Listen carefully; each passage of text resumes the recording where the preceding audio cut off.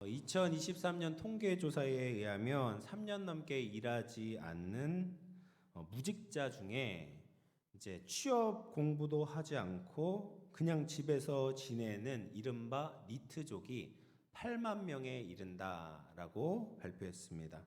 그리고 이들 중에 절반 이상이 원했던 직장이나 학교에 들어가지 못한 실패한 경험이 있었다라고 말했습니다. 과거에 실패한 경험들이 현실의 문제를 돌파하지 못하게 막는 두려움이 된 것이죠. 또 실패할까봐, 또 거부당할까봐, 또 낙심할까봐 도전을 회피하는 것입니다. 차라리 포기하는 거죠. 집 밖으로 나가는 것이 무서운 것입니다. 물론 사회적으로 어떤 이런 청년들, 이런 니트족에 대한 대책과 조치가 필요합니다. 그러나 개인적으로도 절망의 자리에서 일어나서 두려움을 극복하지 않으면 인생이 허비되고 망가질 수밖에 없습니다. 이 세상에 겁이 없는 사람이 있을까요? 모두 다 이제 어려운 문제가 우리에게 오게 되면은 겁이 나기 마련이에요. 이건 자연스러운 반응입니다. 그리고 겁이 난다고 해서 꼭 나쁜 것만은 아닙니다. 겁이 많은 사람들은 굉장히 조심하게 되거든요. 조심하고 또 미리 그 문제들을 해결하기 위해서 준비도 많이 하고 또 염려가 있으면 더 하나님을 붙들게 되기도 합니다. 그런데 겁이 정도를 지나쳐서 두려움으로 바뀌고 우리의 인생을 지배하게 된다면 삶에서 기쁨이 사라지게 되고 정상적인 생활을 지속할 수가 없는 것이죠. 두려움에 짓눌리면 더 발전적이고 더 생산적이고 의미 있는 일을 향해 나아갈 수가 없는 것입니다. 그래서 미국에 500여 명의 성공한 사람들을 분석하고 베스트셀러를 내었던 이 나폴레옹 힐이라는 사람이 두려움에 대해서 이렇게 이야기를 했습니다. 공포는 모든 논리를 무력하게 하고 상상을 파괴하며 자신감을 꺾어버리고 열성을 지워버리고 의욕을 없애버리는 힘을 지니고 있다. 그래서 두려움은 사람들을 나태와 비참과 불행에 빠뜨리고 만다라고 이야기를 했습니다. 그러면 이 두려움의 부정적인 영향에서 우리가 어떻게 벗어날 수 있을까요? 오늘 말씀을 통해서 두려움을 이기는 방법을 가지고 두려움을 이기고 승리할 수 있는 저와 여러분 될 수 있기를 주님의 이름으로 축원을 드리겠습니다. 오늘 본문 말씀을 보면 1절에 이렇게 시작을 합니다. 여호와의 종 모세가 죽은 후에. 여러분 이 짧은 구절을 그냥 쉽게 넘어가서는 안 됩니다. 모세가 죽었지만 이 모세의 죽음은 그냥 평범한 죽음이 아니었습니다. 여호수아와 이스라엘 백성들에게 엄청난 충격으로 다가왔을 것입니다. 모세는 성경에 기록한 것처럼 여호와의 종이었습니다. 하나님께 크게 쓰임 받은 사람이었어요. 그래서 모세가 행한 일이 무엇이었습니까? 200만 명이 넘는 이스라엘 백성들을 출애굽시킬 때 애굽 왕 바로를 상대했던 리더였죠. 또 모세 덕분에 성공적으로 수많은 재물을 가지고 출애굽을 할 수 있었습니다.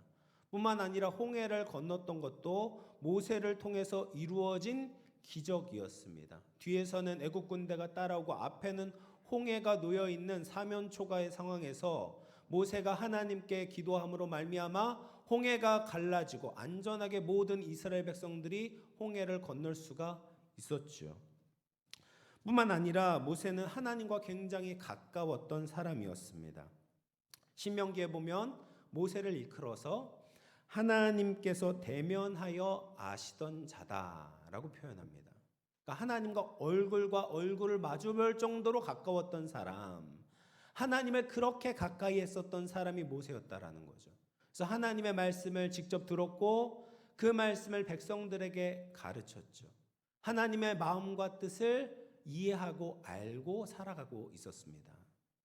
그리고 40년 광야의 척박한 상황에서도 이스라엘 백성들을 먹였고 마시게 했고 결국 가나안 바로 앞까지 인도했던 위대한 지도자가 모세였습니다. 이렇게 모세는 하나님께 귀하게 쓰임 받았고 이스라엘 백성들도 존경하고 신뢰했던 위대한 지도자였던 것이죠. 그런데 그 위대한 리더가 이제 하나님 품에 가게 되었고 여호수아가 대신 모세가 감당했던 역할을 해야만 했습니다. 여호수아가 얼마나 부담감이 컸을까요? 이 모세의 수종자로서 곁에서 감탄하고 존경하고 늘 조언을 들었던 그 기둥과 같은 큰 산이었던 그 모세를 이제는 떠나보내야 했던 여호수아는 굉장히 두려웠을 것입니다. 뿐만 아니라 새로운 리더 여호수아가 수행해야 되는 큰 과제가 놓여 있었습니다. 바로 가나안 땅에 들어가서 정복하는 것이죠. 전쟁을 치러야 하는데 가나안 땅에는 만만치 않은 적들이 기다리고 있었습니다. 어느 누구도 해본 적이 없었고 과거에 하려다가 실패했던 일이었습니다. 이것을 성공하느냐 실패하느냐는 이스라엘 전체의 운명이 달려 있었습니다.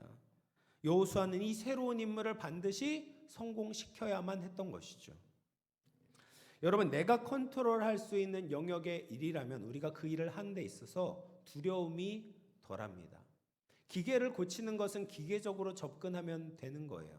제가 지난주에 이제 자동차 라이트가 나갔거든요. 한쪽 이제 라이트가 나가서 어떻게 했겠습니까? 이제 쿠팡에서 주문해서 유튜브를 보면서 라이트를 갈았습니다. 라이트를 가는 것 문제이지만 그것 때문에 두려워하는 사람은 없습니다. 왜냐하면 기계는 기계적으로 대하면 되거든요. 바꾸면 돼요. 교체하면 됩니다. 안 되면 수리소에 맡기면 되는 거예요. 그런데 사람을 대하는 것은 그것과는 다른 거죠. 사람은 기계가 아니라 인격입니다. 마음의 변화가 일어나야 됩니다. 그런데 그게 내 뜻대로 안 돼요. 어떤 인풋을 넣는다고 해서 신실한 그리스도인이라는 아웃풋이 저절로 도출되는 것이 아닙니다. 제가 제자훈련을 여러 번 인도를 해봤지만 가장 어려운 것이 뭐냐면 사람의 마음을 움직이는 거예요. 그것은 사람 뜻대로 안 되죠. 여호수아는 이것을 잘 알고 있었습니다. 그렇기 때문에 두려웠을 거예요. 수많은 이스라엘 백성들이 하나님 앞에 순종하고 엄청난 적들을 이기고 승리해야 된다. 변수가 가늠이 안 되는 거죠. 한 사람이 감당할 수 없는 일입니다.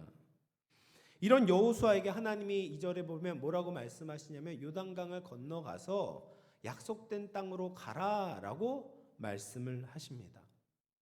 한 번도 건너가 본 적이 없는 요단강을 건너야 되는 거죠. 여호수아도 건넌 적이 없었고 이스라엘 백성도 이 요단강을 건넌 적이 없었습니다. 요단강을 건너는 것은 나의 한계를 넘어가는 것입니다. 요단강을 건너는 것은 익숙해져 있는 나의 생각을 바꾸는 겁니다. 요단강을 건너는 것은 지금까지 해왔던 삶의 패턴을 바꾸는 거예요. 이 두려움을 극복하지 않으면 요단강을 건널 수 없는 거죠. 여호수아는 두려움이라는 이 요단강을 건너야 했습니다. 그럴 때 새로운 시대를 열고 새로운 인생의 길로 나아갈 수 있었습니다. 이 두려울 수밖에 없는 상황에서 하나님께서 여호수아에게 뭐라고 명령하시냐면 강하고 담대하라 라고 말씀하세요. 근데 이것을 자그마치 3번이나 명령하십니다. 강하고 담대하라. 성경에서 반복하는 것은 굉장히 중요하거든요. 보통 반복할 때 2번 정도 반복해요. 근데 3번 반복한다는 것은 너무나도 중요할 때 그때 3번 반복합니다. 근데 이 강하고 담대한 것이 앞으로 여호수아에게 놓여진 그 개인적인 문제를 해결하는 열쇠다라는 말이죠. 공동체에 당면하게 되는 그 문제를 해결하기 위해서는 반드시 강하고 담대해야 하는 것입니다. 그래서 하나님께서는 3번이나 반복해서 강하고 담대하라.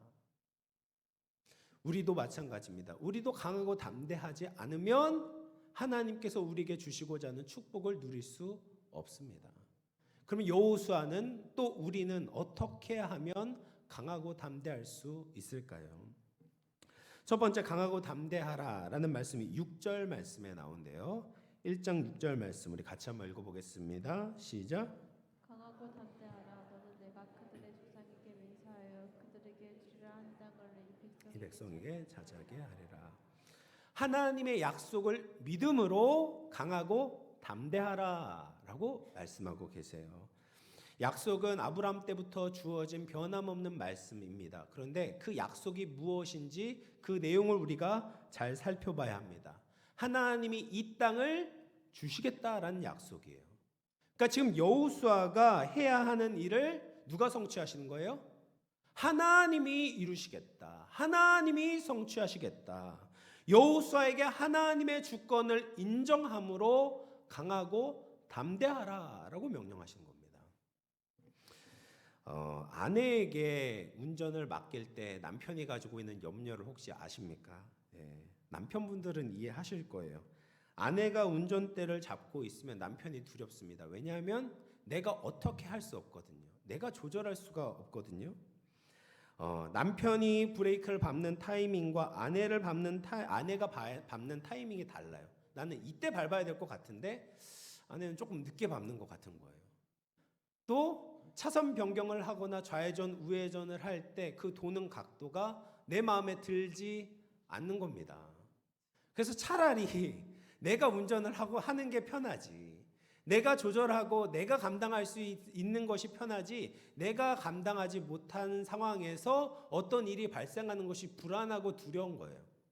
그래서 이제 아내에게 운전을 맡기지 못하는 남편이 있습니다. 참고로 저는 맡겼습니다. 얼마나 믿음이 좋은지 아시겠죠? 네. 우리가 두려워하는 이유는 무엇이냐? 내가 다 알고 내가 다 조절할 수 있으면 두려워하지 않아요. 그런데 내가 다 조절할 수 없거든요. 내가 다 알 수 없거든요. 그렇기 때문에 자꾸 두려움이 생기게 됩니다. 가족들, 친구들, 내 일, 내 미래, 내 건강 모두 내 마음대로 되는 것이 아니죠. 이것이 피부로 와 닿으면 두려움이 생기는 겁니다. 근데 하나님이 뭐라고 말씀하시냐면 네 인생이 너에게 달려있는 것이 아니라 하나님께 달려있다라고 말씀하시는 거예요. 너는 네 인생을 다 볼 수 없지만 하나님은 다 보고 계신다. 네 인생이 네 수중엔 있지 않지만 하나님 수중에 있다. 이것을 믿음으로 강하고 담대하라라고 명령하고 계시는 거예요. 인간은 창조될 때부터 하나님을 의지하는 존재로 만들어졌습니다. 그런데 사람은 하나님을 자꾸 의지하는 것이 아니라 스스로 서려고 합니다. 그런데 이것은 사단이 인간에게 접근했던 전략이었습니다.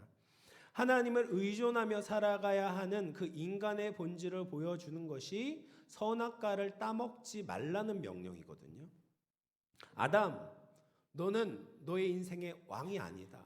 너의 인생의 주인은 바로 하나님이다라는 것을 늘 기억하며 살라고 하나님께서는 동상 중앙에 선악과를 두신 거예요. 그걸 먹지 말라고 하신 겁니다. 근데 사단은 그 하나님의 말씀을 부정했죠. 선악과를 오히려 아담의 자유를 빼앗는 것이라고 속이고 하나님이 무자비한 분이다라고 규정했습니다. 그리고 사람에게는 하나님과 같이 되라. 스스로 사는 존재가 되라. 성과 악을 너의 기준으로 정하라라고 유혹했어요. 근데 사람은 그 유혹에 넘어가게 되었습니다. 선악과를 따먹었습니다. 그러자 오히려 자유를 빼앗기고 모든 것을 두려워하는 상태에 놓이게 되는 것입니다. 그럼에도 사람은 여전히 이 죄성이 남아 있어서 하나님을 의지하지 않고 독립해서 자신의 인생을 살아내고 싶어 합니다. 근데 그 안을 자세히 들여다보면 아무것도 의존하지 않는 것이 아니에요. 자기가 기댈 언덕이 있는 겁니다.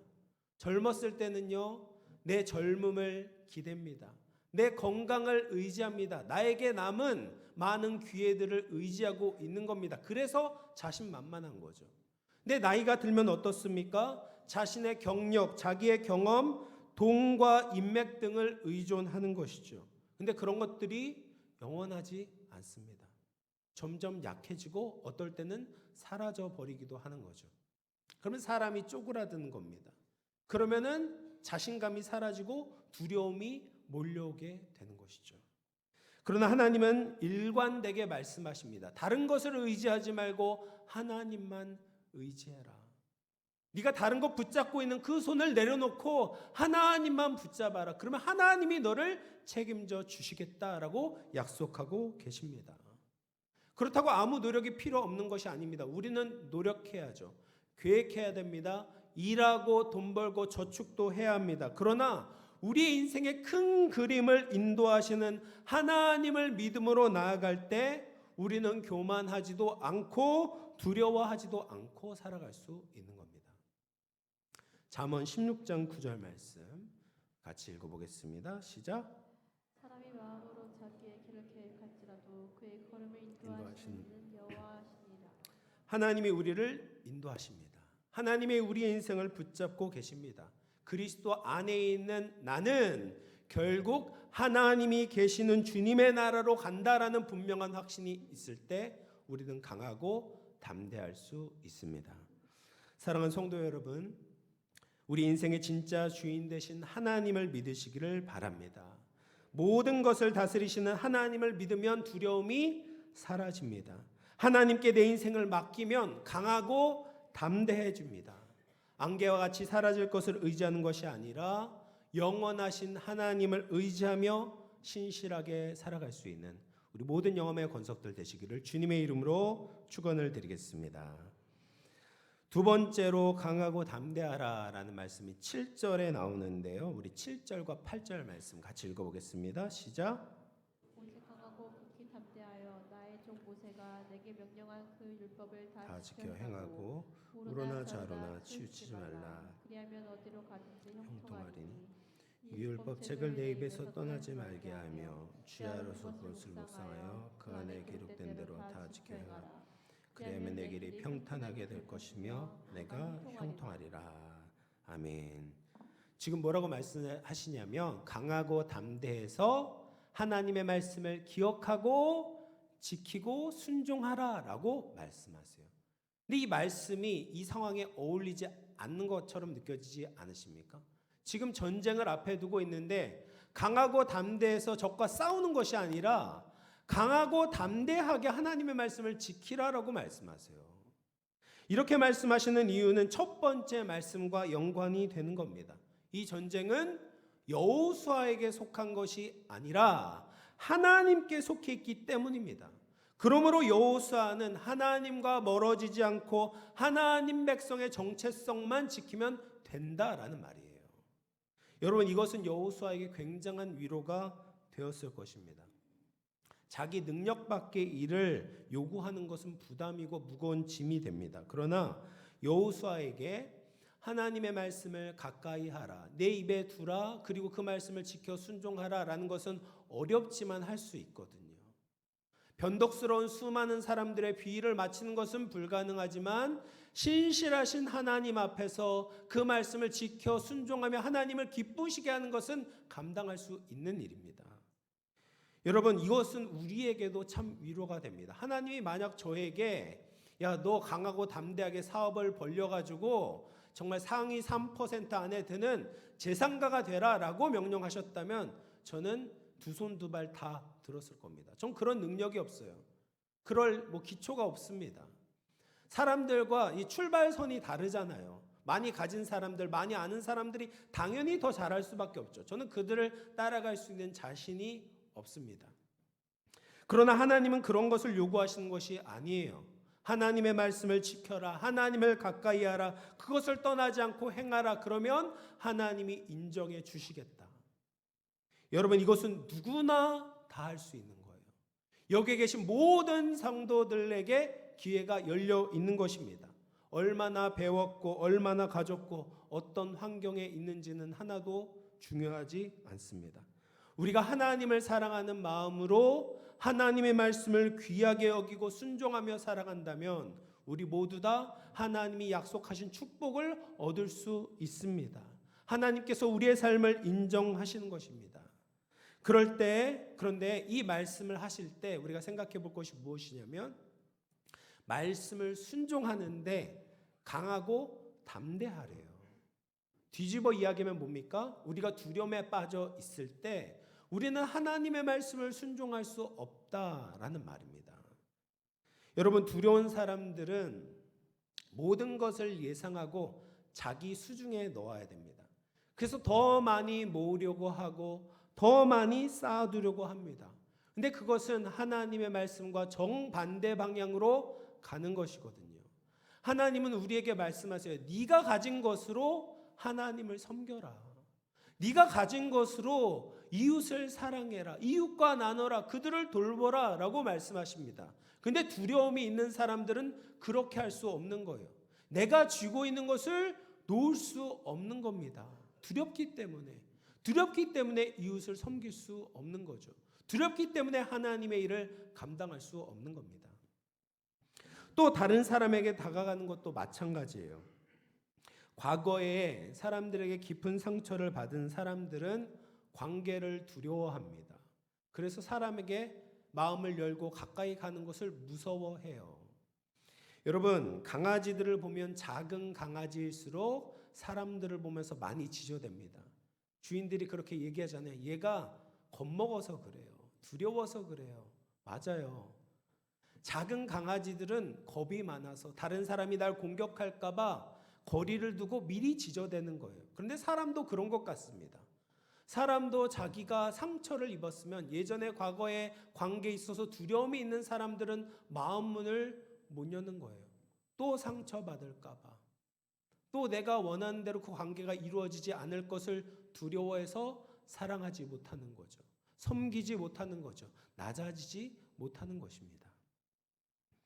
우리가 하나님의 말씀을 따르기 위해서는 두려움을 물리쳐야 합니다.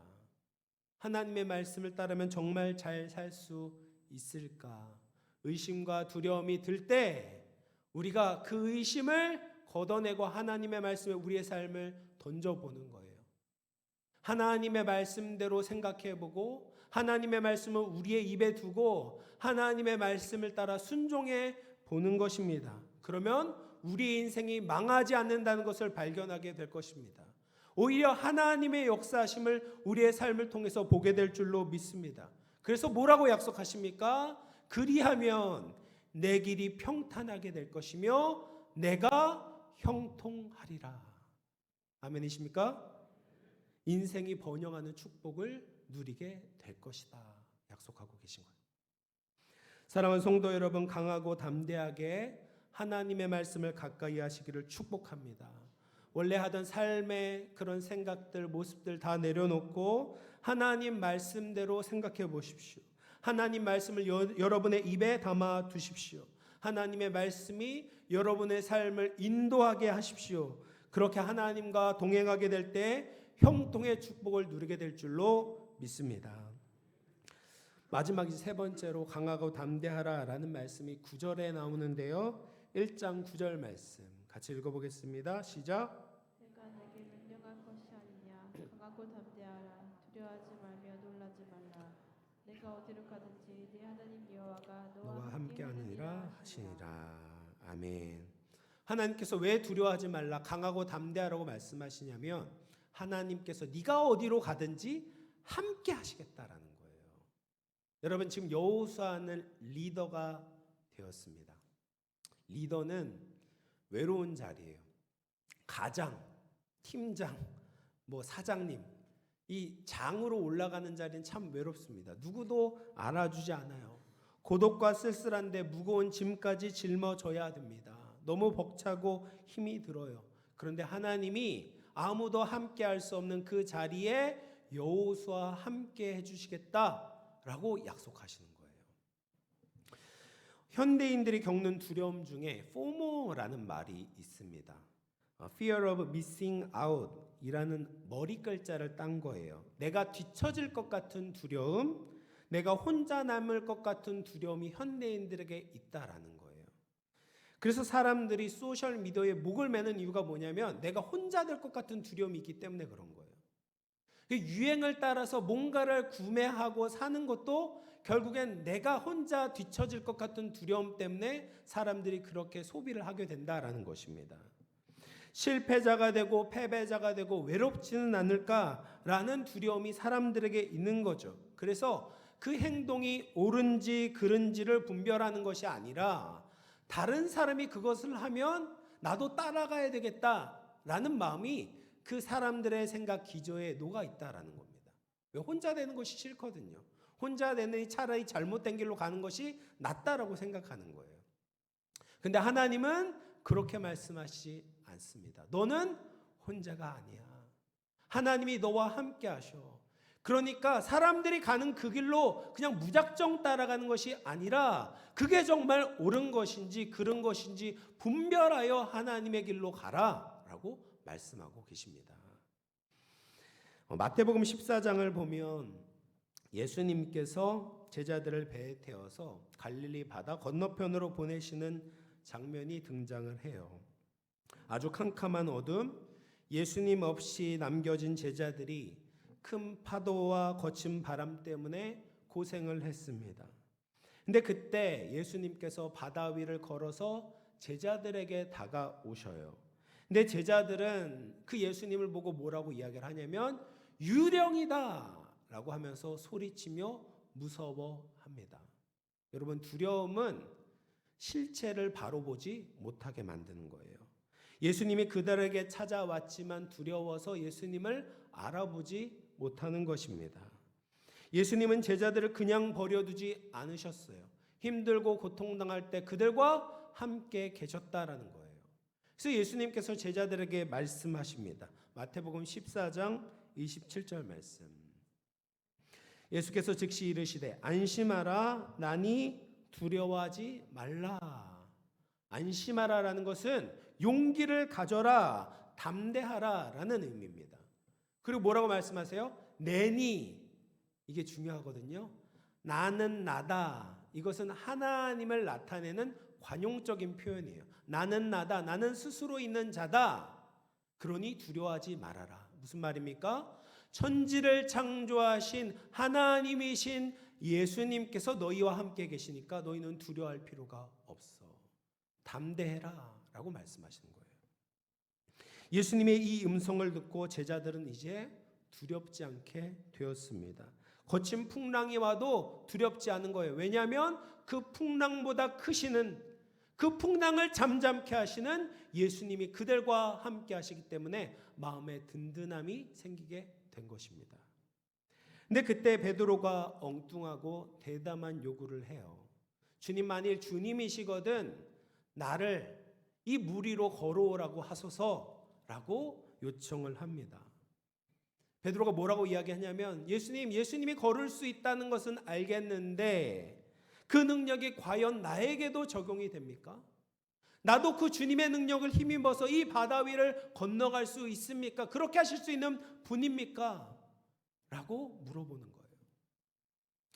그러자 예수님께서 베드로에게 오라. 베드로가 배에서 내려서 물 위를 걸어 예수님께 걸어갑니다. 마치 여호수아가 요단강을 건너가는 것처럼 베드로가 그 두려움의 물 위를 걸어가고 있는 거예요. 처음엔 잘 갔습니다. 근데 바람이 불고 파도가 거세지자 그 상황을 보고 두려움이 생기게 되었어요. 그러자 바다에 빠져가는 것입니다. 이것이 인간의 연약한 부분이죠. 믿음으로 출발을 했는데 상황들이 좋아지는 것이 아니라 더 안 좋아지는 것처럼 보이는 겁니다. 그러면 예수님을 계속 바라보는 것이 아니라 바람을 보는 거예요. 상황을 보는 거예요. 예수님을 믿어도 소용없는 건가? 세상 방식으로 다시 돌아가야 하나? 우리의 마음이 나뉘어지게 되는 겁니다. 그럴 때 우리의 믿음이 약해질 때, 우리의 믿음이 사라질 때 우리를 물 위로 걷게 하시는 예수님의 능력이 우리에게서 점점 사라지게 되는 것입니다. 왜냐하면 예수님의 능력이 없어서가 아니라 그 능력을 우리에게 덧입게 하는 우리의 믿음이 약해져서이기 때문이죠. 그래서 우리는 어떠한 상황에서도 주님을 바라보는 것이 중요해요. 우리의 시선을 주님께 더욱 고정해야 됩니다. 그런데 저는 그 뒤의 상황이 우리를 더 담대하게 만든다라고 믿습니다. 물속에 빠져가는 베드로가 예수님을 부릅니다. 주님, 나를 구원해 주십시오. 그러자 예수님께서 어떻게 하시냐면 마태복음 14장 31절 말씀인데요. 같이 읽어볼게요. 시작. 예수께서 즉시 손을 내밀어 그를 붙잡으시며 이르시되 믿음이 작은 자여 왜 의심하였느냐 하시고 예수님께서 즉시 손을 내밀어 베드로를 붙잡아 주시는 거예요. 건져 주시는 거예요. 예수님이 베드로 곁에 계셨던 거죠. 예수님이 전능하다는 사실도 우리가 주님을 믿고 따를 때 물 위를 걸을 수 있는 예수님께서 전능하신 능력을 가지고 계신다라는 것도 우리에게 용기를 주지만 무엇보다 우리에게 용기가 되는 것은 우리가 물에 빠져도 우리를 건지시는 예수님이 함께 계시다라는 그 사실 때문입니다. 요단강을 건너가고 하나님의 말씀대로 살아가다가 중간에 넘어진다고 해도 주님이 함께 하시기 때문에 우리는 다시 일어설 수 있습니다. 세상에 부딪히고 실패해도 우리가 부를 예수 그리스도의 이름이 우리에게 있기 때문에, 돌아갈 아버지의 품이 있기 때문에 우리는 강하고 담대할 수 있습니다. 우리의 인생을 살면서 우리가 해내야 되는 임무에 비해서 우리의 능력이 얼마나 작은지 절감할 때가 참 많이 있습니다. 불안한 국제 정세, 부정한 국내 상황들을 보면서 미래가 보이지 않아 두려움이 몰려오기도 합니다. 그런데 내가 기대하고 의지할 사람이 보이지 않는 거죠. 또 3월이 되면 자녀들 새 학년이 되고 또 새 학기가 시작하게 되고 새로운 선생님도 만나야 되고 새로운 친구도 만나야 돼서 아이들이 무서워하고 두려워해요. 또 그런 아이들을 학교에 보내고 세상에 보내면서 부모가 염려가 되고 걱정이 됩니다. 또 교회적으로도 3월이 되면 많은 사역들이 시작하게 됩니다. 구역도 개강하고요. 평생대학도 시작하고 양육훈련도 개설을 하게 됩니다. 뭔가 새로운 것을 시작한다는 것은 두려운 일이에요. 사람들과 만나서 하나님의 일을 한다고 해도 늘 예상 밖의 일들이 일어나기 마련입니다. 일이 잘 될까? 좋은 결과가 있을까? 과연 성공할까? 우리는 다 알 수 없죠. 그럴 때 우리는 여호수아에게 하신 하나님의 말씀을 기억해야 합니다. 강하고 담대하라. 하나님이 우리의 인생을 붙잡고 계시니 우리는 강하고 담대할 수 있습니다. 내가 결과를 다 책임질 수 있다는 생각에서 벗어나서 하나님께 맡겨야 돼요. 그리고 우리는 오직 하나님의 말씀을 살 것인지를 생각해야 되는 거죠. 강하고 담대하게 하나님의 말씀을 기억하며 살아가시기를 바랍니다. 그리고 그렇게 살아갈 때 내가 실패하면 어떻게 하지? 내가 넘어지면 어떻게 하지? 이런 걱정을 할 필요도 없습니다. 왜냐하면 옆에서 즉시 우리의 손을 붙잡아 주시는 예수님이 우리와 함께 계십니다. 사랑하는 성도 여러분, 이제 말씀을 마치도록 하겠습니다. 앞이 보이지 않아 걱정되시는 분들 계십니까? 당장 짊어져야 하는 무거운 짐이 있는데 도와줄 사람이 없어 두려운 분들 계십니까? 안심하라, 내니 두려워 말라. 이 예수님의 음성을 들으시기를 축복합니다. 하나님이 계시니 강하고 담대하게 주님을 위해 사시기를 바랍니다. 주님이 우리를 도우시고 우리를 인도해 주실 것입니다. 어떤 상황에서도 우리를 떠나지 않고 우리를 사랑하시는 주님을 바라보시기를 축복합니다. 믿음으로 이 두려움의 강을 넘어서서 하나님의 축복을 누리며 승리할 수 있는 우리 모든 영혼의 권속들 다 되시기를 주님의 이름으로 축원을 드리겠습니다. 우리 말씀을 생각하면서 한번 기도하겠습니다. 질병과 실패와 무능과 거부와 또 죽음의 두려움이 몰려올 때 우리가 어디로 가야 하겠습니까? 사람을 두려워하면 올무에 걸리거니와 여호와를 의지하는 자는 안전하리라. 우리는 하나님께 의지해야 합니다. 주님, 내 상황을 바라보며 두려워하는 것이 아니라 주님을 경외하게 하여 주시옵소서. 문제보다 크신 하나님을 의지함으로 강하고 담대하게 주님을 위해 살게 하여 주시옵소서.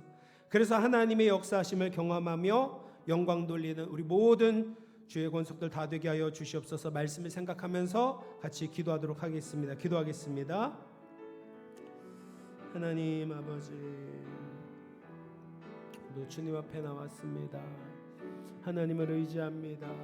주님, 아버지, 사람을 두려워할 때 우리는 넘어질 수밖에 없습니다.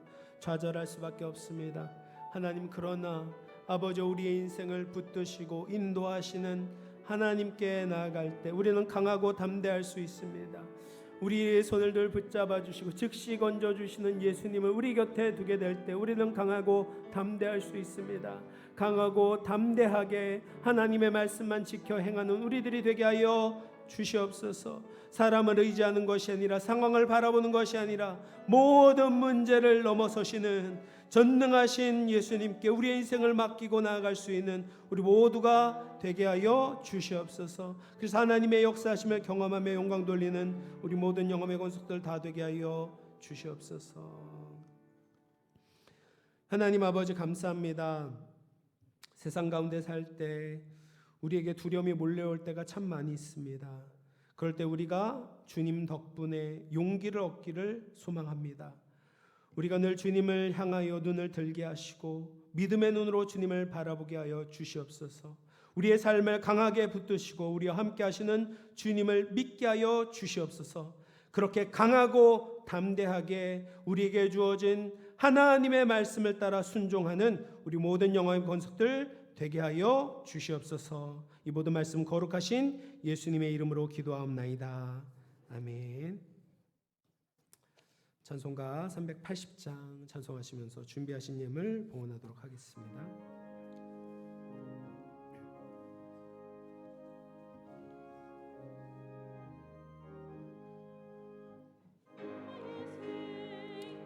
되신 주님 앞에 나옵니다. 주의 흘린 보혈로 정케 하사 받아주소서. 날마다